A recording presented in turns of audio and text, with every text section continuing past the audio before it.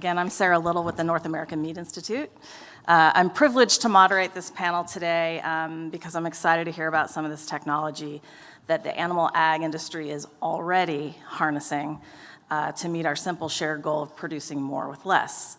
At the Meat Institute and in the packing and processing sector, we are working on this goal through the Protein Pact, and if you haven't heard of the Protein Pact, you need to come find me after this. The Protein Pact is a coordinated effort to empower the animal protein industry to proactively meet the needs of our customers and our consumers and to earn greater trust. We've heard a lot about trust this morning. And this program involves member companies, packers, processors, gathering data on over 92 metrics that will point us towards better animal welfare, human health and wellness, and other environmental and food safety measures.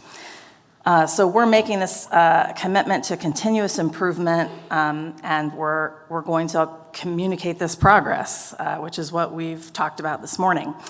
And to show you that I listened this morning, excuse me, we're coordinating virtually, horizontally, vertically, and any which way, Ray Starling. So if you want to be involved in the Protein Pact, again, come find me. We have a ton of partners in progress from dairy, beef, pork, poultry, animal health, animal feed, suppliers, retail, food service, and more. And we're already communicating and coordinating this message to consumers, and especially about the value of the technologies we're about to hear about today.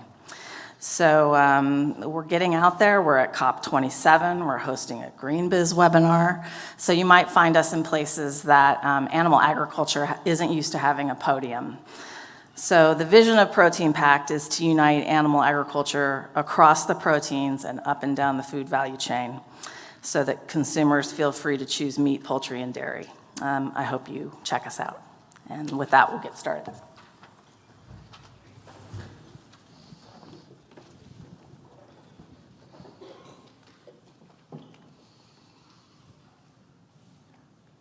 Thank you very much. It's an honor to be here and to talk to such a great audience about technologies that can help a primary animal breeder.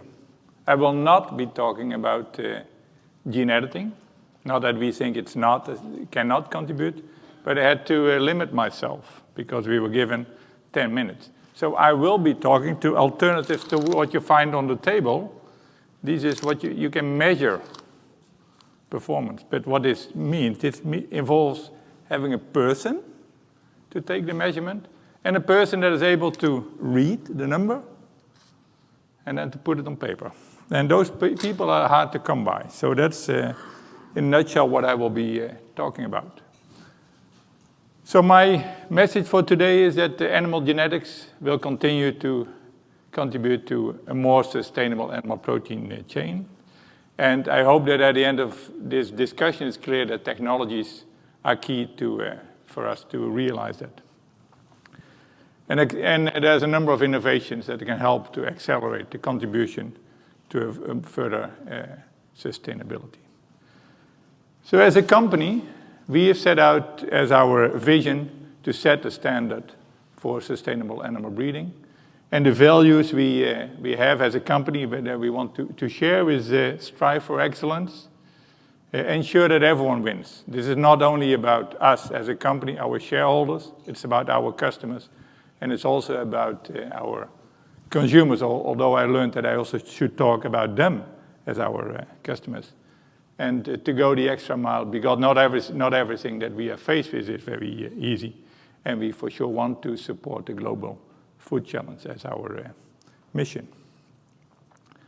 If you look back, pig and poultry genetics have made a major contribution to lowering the ecological footprint of the meat and eggs that we produce. In 40 years' time, we have halved the amount of feed needed to produce a kilogram of product.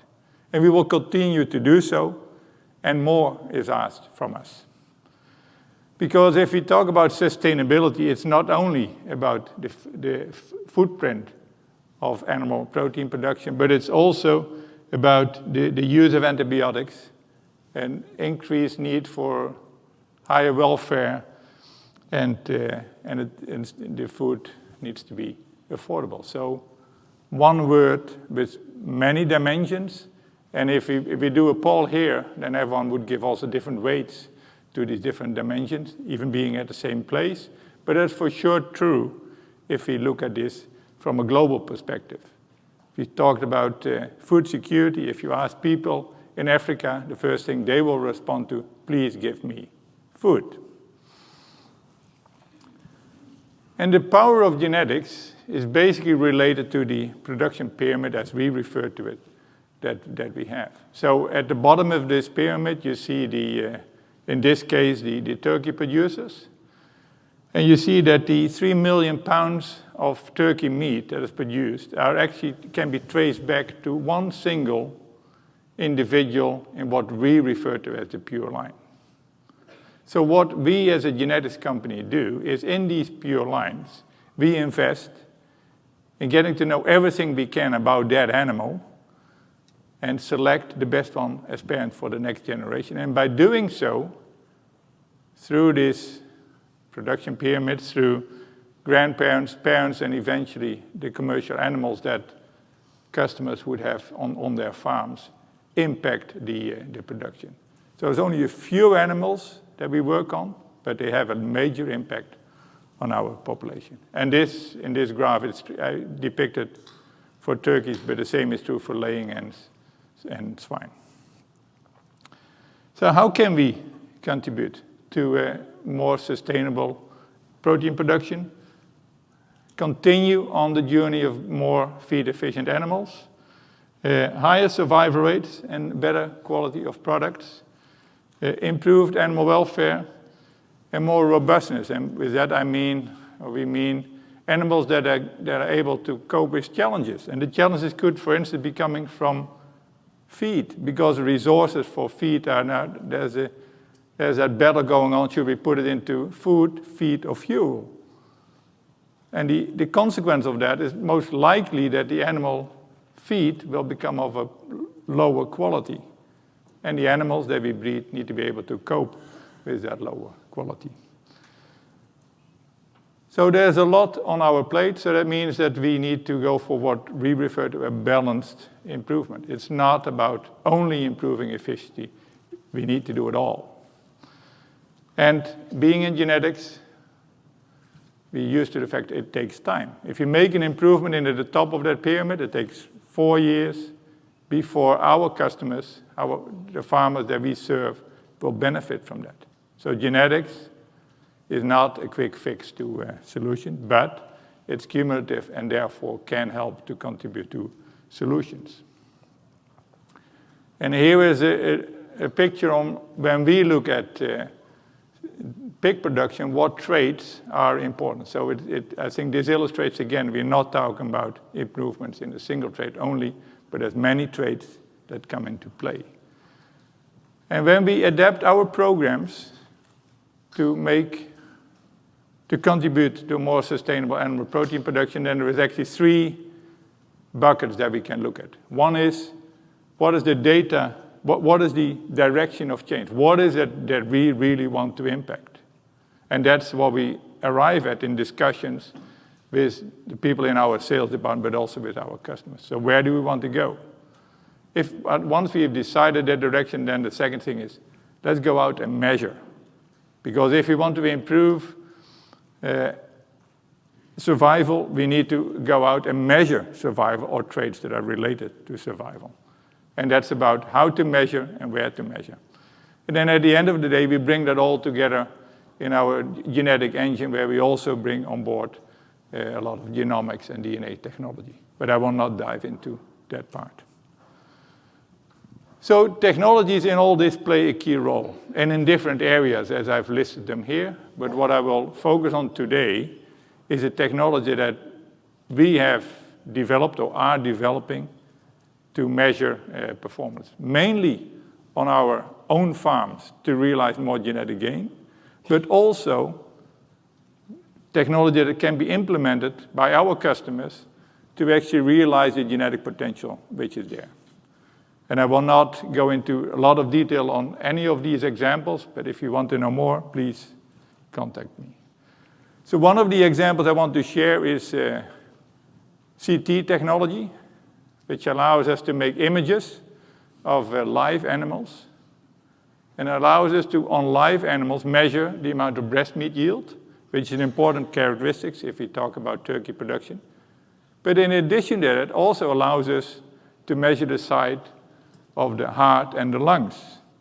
And why are we interested in measuring the size of heart and lungs? We are interested in those traits because they might help us to predict the ability of animals to survive. And we can make those measurements on animals that are still alive and can later on serve as candidates or as parents for the next generation. So it is a great technology which allows us to measure traits on animals. We can use video analysis to measure gaits. We used to do that, we still do that with human eye, but the experts that really can do that are becoming scarce, and that's why we look into an alternative and actually doing this by taking videos and then in the lab analyzing those videos. There's an example of an outer nest for layers. Layers are moving more and more into cage-free conditions, so we also want to measure egg production of our birds under those conditions. And when we talk about measuring, we want to know the egg production of an individual animal. So one of these animals out in that barn. And the laying hens don't put a name on the egg when they've produced it, so we need to come up with technology that allows us to keep birds in a cage-free environment, while at the same time recording for each individual how many eggs they produced, which allows us then to select the animals with the most eggs and the highest quality of eggs. There's an example of sows. When we talk about an important characteristic is piglet survival.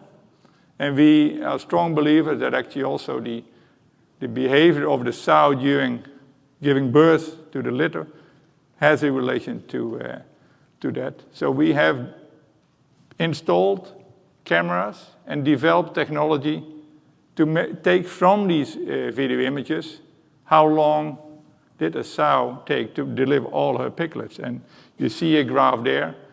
And there is differences between animals. Some sows deliver them all in a relatively short period of time, while there's also sows that take much longer before they have delivered the last piglet. And that last piglet is clearly at a disadvantage when it comes to survival due to that long period. Again, of course, if you had all the people that you needed, you could do this by the human eye. But we don't have those people, and that's why we invested in this technology that allows us to measure these traits in this way. Here's again, camera technology to measure growth rate of pigs in a pen. And this is actually a technology that we are now launching and is available to our customers so that they can deliver the pigs at the right point to the slaughterhouse. The weight is continuously monitored, and then the farmer knows in this pen the pigs are ready to go to slaughter, rather than by eyeballing, measuring through cameras. And here's a design of an ear tag that allows us to measure activity, again of sows, where we can relate activity to eating behavior, but also we want to use that to relate it to characteristics of survival. And we take all these measurements not only on our own farms, but also at customer farms, down the value chain. And using DNA technology, we are able to link those measurements taken downstream to the animals that we have on our farms and where we do the selection. So the combination of technologies to measure and DNA technology really offer us a great opportunity to make more progress on these difficult to measure traits which are generally involved in realizing more sustainability. So more Sustainability progress can be realized through applying these technologies, as I said, but certainly also by transparent value chains in which innovations are rewarded. Because there's a lot of opportunity to improve, but there needs to be a demand and there needs to be a reward for that. And those signals are not always as clear. Collaboration, and I think this is a great forum to talk about collaboration. And it's also great to see that the next generation is here, because what we need to make this all happen is motivated and skilled people. Because technology is nice, but at the end of the day, it's people that make the difference. And that brings me to the message I had, but I already shared that with you. So thanks a lot for your attention. And if you want to read more, we just announced our latest CSR report. So if you take a scan of this, then you can read there. Thank you, and I hand over to Paul.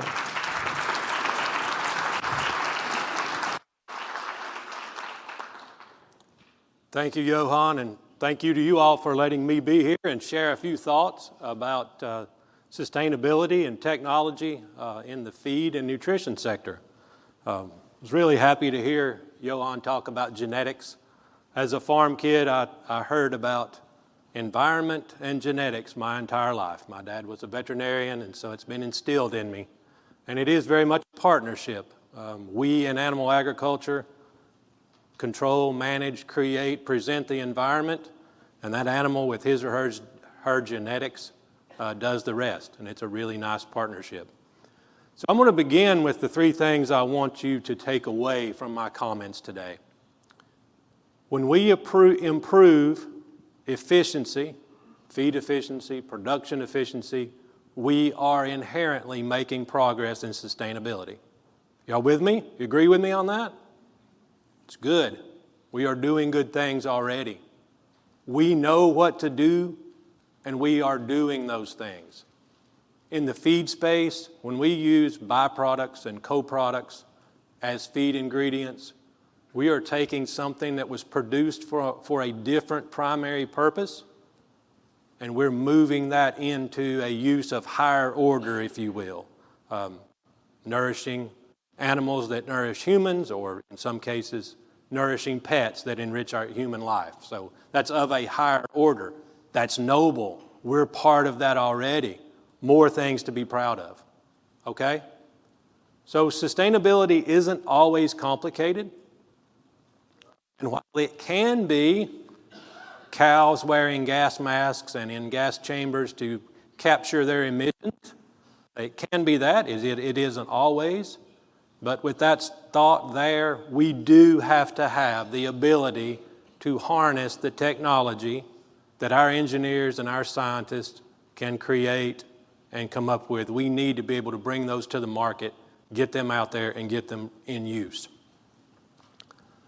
So my initial thoughts, talked about it, genetics and environment. We are all products of that, genetics and environment. Genetics we make progress in, and we control that environment. We in animal ag, we want to start with the right machine and then provide the right fuel, if you will, environment, comfort, feed, animal health, all the things that we put into those good genetically capable animals. When we think about a good machine or a good factory, we wouldn't put the cheapest gasoline in a NASCAR and expect to win, would we? We have to match that vehicle, in that instance, our animals. We have to match their ability to the inputs that we provide to get that optimal outcome that we want. We want to do relatively simple things, basic things, like when we are feeding animals, we want to make sure we meet all the nutritional requirements. If they require 10 nutrients and we get 100% on 9 of them and 0% on the 10th one, we aren't going to be efficient. Simple science, we are not going to be as efficient as we should. You may have seen the graphic, a barrel, an old whiskey barrel that's made of wooden staves. It can only hold up to its shortest stave, right? If it's a 50-gallon barrel, but there's a hole down at 10 gallons, we can only be 20% efficient. When we have the right animals, we have the right nutrients and nutrition to present to them. We want to be sustainable. We want to be efficient. We have to present that feed, those rations, those ingredients in the right physical form. I know there are some swine guys sitting up front. Does particle size in a swine feed matter? You bet it does. You bet it does. Do we need to do physical things like have our feeders and our feeding systems adjusted correctly to be efficient? We sure do. So the physical presentation matters in sustainability and efficiency as well. We have a myriad of feed additives available to us to improve efficiency and inherently improve sustainability. And we have specialized feed additives coming to us, wanting to come to the market, wanting to make certain claims, and wanting to play specific roles in efficiency, reducing environmental impact, and making progress in sustainability. So we talked about the nutritional requirements. We want to meet all those. Nutrients are interdependent often on each other. You want there to be just enough of all those nutrients so that each can function efficiently and properly, okay? You don't want to have too much. It can become an antagonism, and that can work against you.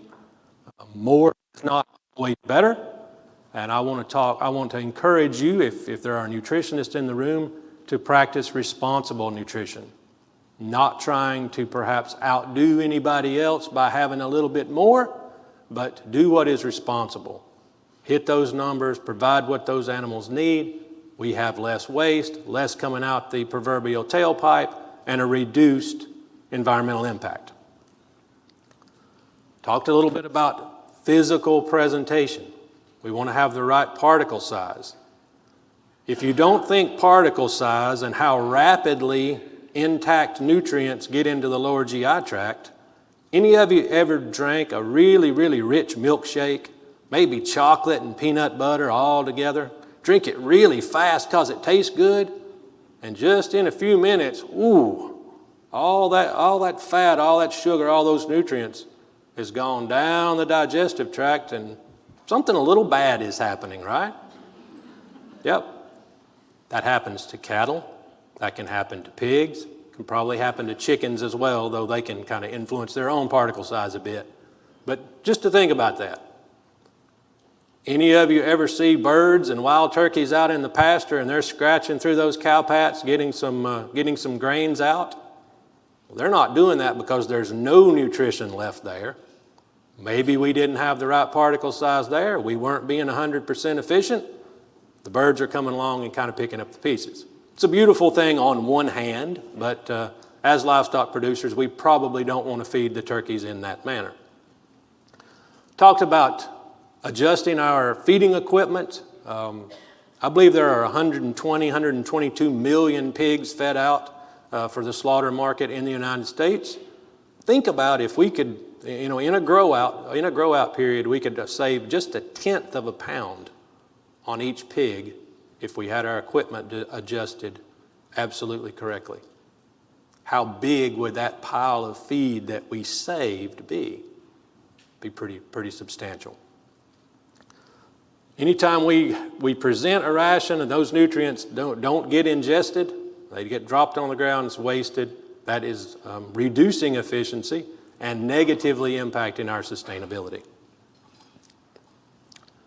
I want to encourage you on the feed side to use the technologies that we have available to us now. And we have a lot of beautiful technologies, things to encourage intake, decrease spoilage and nutrient degradation, reduce nutrient antagonism, that happens sometimes, improve gut health. You can read the list as easily as I can, but we have a lot of ways to improve production efficiency. And then on the horizon, with the environmental impact narrative out there, reducing methane emissions, lowering greenhouse gas in total, we have specialized ingredients, I'll call them, or targeted ingredients that want to come to the market. You've probably heard about seaweed and seaweed components and the promise that they have in reducing methane emissions, particularly in cattle. You might remember Burger King, the lemongrass. Now, that was an ill-fated marketing campaign. I'll give you that. But where there's smoke, there's fire, right? Is there probably some promise with lemongrass and reducing some emissions? Probably so. Probably so. And then Bovaer is a brand name. I hope you've seen that in some articles. Elanco and DSM are working to bring that to market. So when we talk about technology and the absolute need to be able to harness those things, in our current regulatory environment, it's expensive and it's time-consuming to bring those types of things to the market.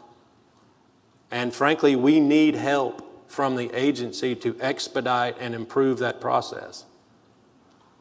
Further, in other feed additives that we have, we need to be able to make certain claims, certain production claims or environmental claims on those products so that we can get them out into the hands of producers, let them do what they were designed to do.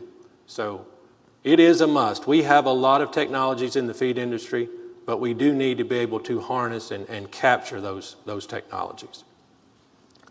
So that's my time with you today. I can sum mine up. When we improve efficiency, production efficiency, nutrient utilization, we inherently make progress on the sustainability side. Thank you.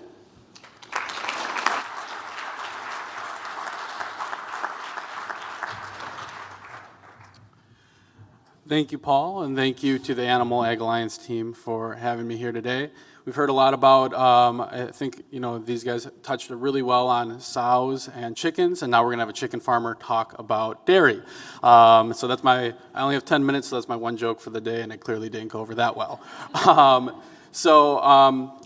AEM worked with the National Milk Producers Federation and Dairy Farmers of America to put together the environmental benefits of dairy, hay, and forage production technologies. And what we really wanted to do was quantify the benefits that we could associate to these technologies and present it in a manner that made sense. We talked about earlier today that data is important, but presenting data in a manner that makes sense to the audience is also really important. A lot of the time when you're talking to whether it's consumers or even regulatory folks or political people, oftentimes they may not actually understand how, if you're talking millions of pounds of feed, well, is that actually a lot, or what's that actually look like? So we wanted to present it in a manner that maybe was a little more digestible. These first couple slides here, I'm just going to go through really fast, just for time's sake. But with this study, we wanted to frame up essentially that today consumers have a lot of options available to them. They're safe, and we also wanted to frame up as well why people should care about the dairy industry when talking about this study. These next two slides are probably some facts and figures that, if you're familiar with the dairy industry, you're probably familiar with.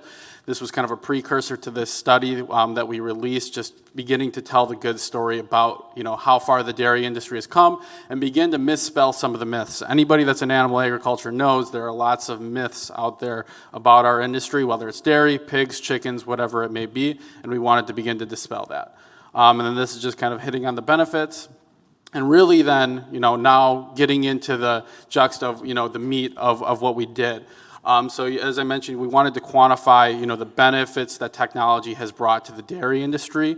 But also, need to acknowledge that there are things that enable these technologies, right? Enable us to reach these benefits. Things like data, deeper insights, being able to make better decisions when it comes to things like genetics, comes to things like feed additives, and even comes to improving the technologies that we're using themselves. Genetic selection, obviously genes play a huge part. We want to be able to maximize that animal's genetic potential, whatever animal we're talking about. Scalability, being able to scale this technology in the sense that works for everybody, making it widely available and adoptable, and so on. And then just the ability to share knowledge and learn from one another.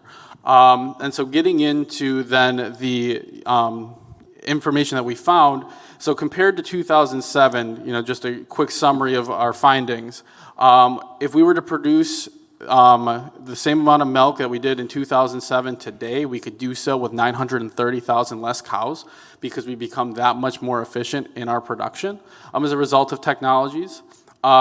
We've reduced our feed usage by the equivalent of filling 3,200 NFL football stadiums.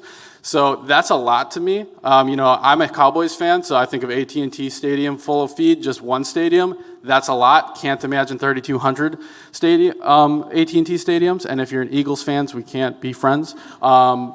Just kidding, maybe. And then kind of switching over to land, right, when we talk about now we're being more efficient with our feed usage. When you look at our land utilization, we've reduced the land that we've needed to put into production by equivalent to the size of Maryland. So that's land that can then be conserved, used for other things, and be repurposed. And then finally, the last two areas that we hit on, emissions, we've reduced our emissions just purely as a result of technology by the equivalent of taking 4 million cars off the road permanently, which I believe is about 2 to 3% of all cars driven in the U.S. annually. So that's a huge emissions reduction that we've seen just over the last 15 years or so, purely as a result of technologies. And then lastly, from a water saving standpoint, we save enough water annually to supply New York City with water for 2 years. So we're making really great strides from a sustainability standpoint as a result of technology. Again, this is just another framing up of where North America stands compared to the rest of the world. Not going to spend too much time on this just for the matter of time. But then also taking into account some of those other contributing factors. So you have things like genetics, technology, farm management practices, and then kind of this other bucket, things like feed additives and so on. So when we put this study together, we wanted to talk about technology, but we thought it would be a disservice to the industry if we didn't talk about everything, if we didn't talk about how far have we come as a result of things like genetics, technology, farm management practices, feed additives, how far has the dairy industry just come as a whole? And so you can see here that compared to 2007, as an industry, we've increased milk yield by 19%, all of that while reducing feed usage by 15%, land use by 26%, emissions by 17%, and water usage by another 10%. All of this while feed quality has improved, the animal welfare has improved, technology by making sure that we're being prescriptive with our sickness and our health, and being sure that we're feeding the animal what they need, and so on. And then this says reduced unskilled labor. I say upscaling of labor. Technology takes away those monotonous tasks that farmers don't necessarily love to do. I don't love going into a chicken coop with a shovel and having to shovel it out by hand. I'd rather have a robot do that for me. And then this is just, of those percentages, how much of that can we attribute to technology? And so just kind of stating what I kind of covered earlier, just in a different manner. So here is just kind of a recap, and now talking about percentages, and then what's that actually look like as a number too. Some people want to know what that actual number looks like. So if you're wondering, how much feed does it take to fill 3,200 NFL football stadiums? Well, it's 112 billion pounds of feed. I say 112 billion pounds of feed. That's a lot. And then talking about some of the technologies that have been a result of that and have gotten us there. But with this as well, I'm sure most of you know, and it was mentioned, the dairy industry does have a commitment to being net neutral by 2050. So we wanted to talk a little bit about how do we get there? What's that roadmap look like a little bit? So on this slide here, we did project out. So as a result of everything, and then how much of that is a result of technology. So we didn't want to go out to 2050 because a lot can change between now and then. New technologies emerge, disruptors, things like that. But over the next 8 years or so, we could see another improvement in milk yield by about 11%, 3% of which you can attribute to technology. 19% reduction in feed usage, 6% result of technology, and so on. You can see the numbers there, but really what that's saying is we have a lot more room to grow. And this isn't saying, we need to get to 100% adoption of technologies or anything like that. That's if we just continue along this trend that we've gone along over the last 15 years. There may be something that comes and moves us a lot faster, or there could be something that comes and slows us down. And I mentioned that 930,000 cow number at the beginning of my presentation. Well, if we were to produce the same amount of milk that we did in 2021 and 2030, and if we continue along this trend, we could do so with 1.3 million less cows. Not saying we're going to do so, we're going to have 1.3 million less cows, but we're going to become that much more efficient. And then lastly, how do we get here? How do we get to full adoption? A lot of these numbers, you talked about something like robotic milking, for example. Adoption sits low, maybe below 5% here in North America. So how do we get to full adoption so that we can, move these numbers further and move them along faster than maybe we're even projecting? Well, first, we need policies that reward innovation, that help farmers adopt these technologies, that help manufacturers bring these technologies to market faster. We need to grow farm income. Farmers need the money to invest in things like technology, equipment, genetics, feed additives, all of those different things. For technology's sake, we need to improve enabling infrastructure. Rural broadband is important because you think about the data that helps us maximize genetic potential, the data that helps us make decisions about, what to feed that animal. A lot of that comes from this equipment and technologies that are interacting with that animal, and we need a way to take that from the equipment, put it into the cloud, and then utilize that data. And lastly, we need to improve consumer communication, build trust in the science, build trust in what we're doing, not just from a quality standpoint, but also when we're talking about animals, how are we treating the animal, and all of those different things as well. So with that, that is all I have for you today, and I believe we're going to open up for questions. Thank you. Okay.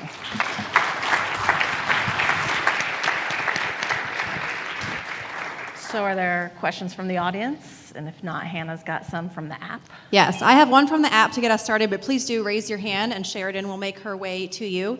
The top question in the app is a fantastic question, noting that there's very diverse areas of expertise among this panel, and I think that goes for the folks in the room as well. So is there already cross-sector collaboration happening between equipment manufacturing, feed industry, and the animal breeding community in order to achieve these goals and being more sustainable?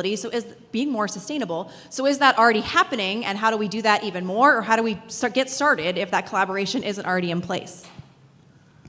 I'm happy to start with that, and then let you both add on to that. I think Johan's presentation, he touched on some of these technologies that then our study talked about. He was just focusing on different animals, right? So he talked about the activity monitors and the tags and those types of things. So we're already seeing that. Of course, there's room to grow. There's more we can do. But ultimately, it's just going to come down to, being able to, I think the most important thing is being able to utilize the technology, gather data, and then make sense of that data. And working together to understand, from an equipment manufacturer standpoint, understand from a genetics or feed standpoint, what type of data is needed, what type of data do you need to know more about the genetics, or know more about, what do we need to feed the animal, at what rations, and so on. You guys have anything to add? Yeah. Well, if I can add to that, I think together we are stronger, and is there collaboration? Yes, and in particular, I would say on a project base. So if I mention one which we recently implemented is in ovo-sexing, which was a result of a very good group of people in Munich that had an idea. Then there was an equipment company in the Netherlands and us that wanted to bring it together, because we realized that, okay, we see the need.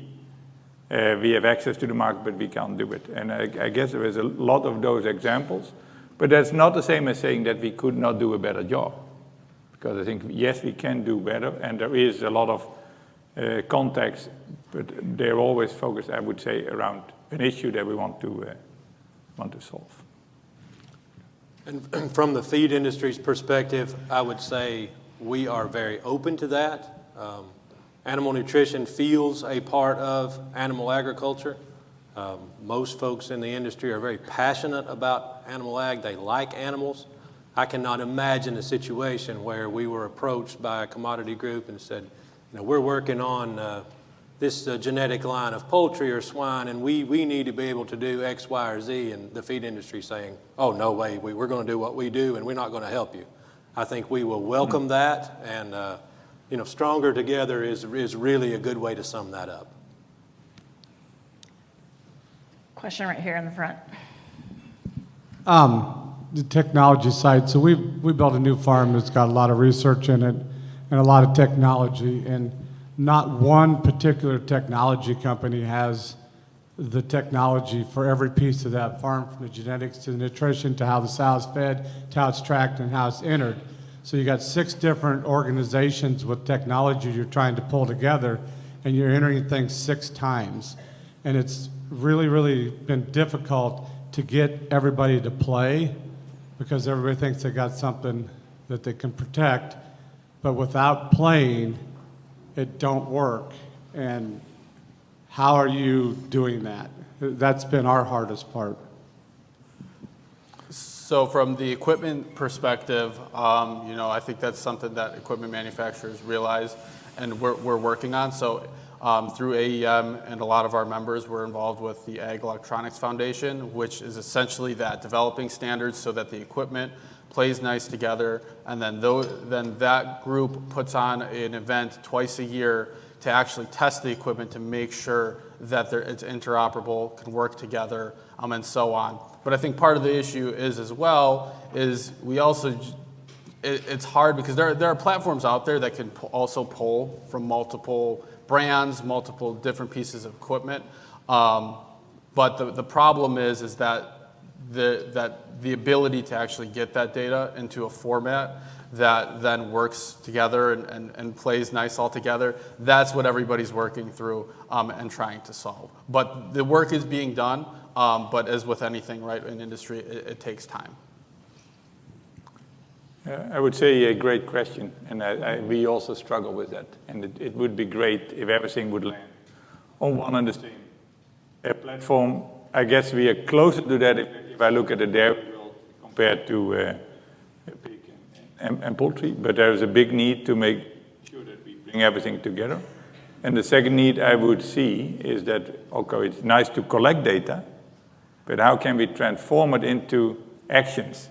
How can we make sure that the person that goes into a building knows, okay, this is what I need to do? So that's the 2 challenges that we see. One is a company that would stand up and create a data platform. And secondly, how do we then turn the data into information that we can act on and be predictive and not tell them what happened, but prevent things. So there's still a lot of challenges in that domain. And again, an area where we need to work together because we as Hendrix Genetics are not going to build that overarching platform, but we are happy to contribute to it. And nothing much to add from me other than I absolutely understand your comment about protectionism. In the feed industry particularly, I think there are fewer secrets than there were 30 years ago, so that's getting better, and I think that's encouraging in the context of your question.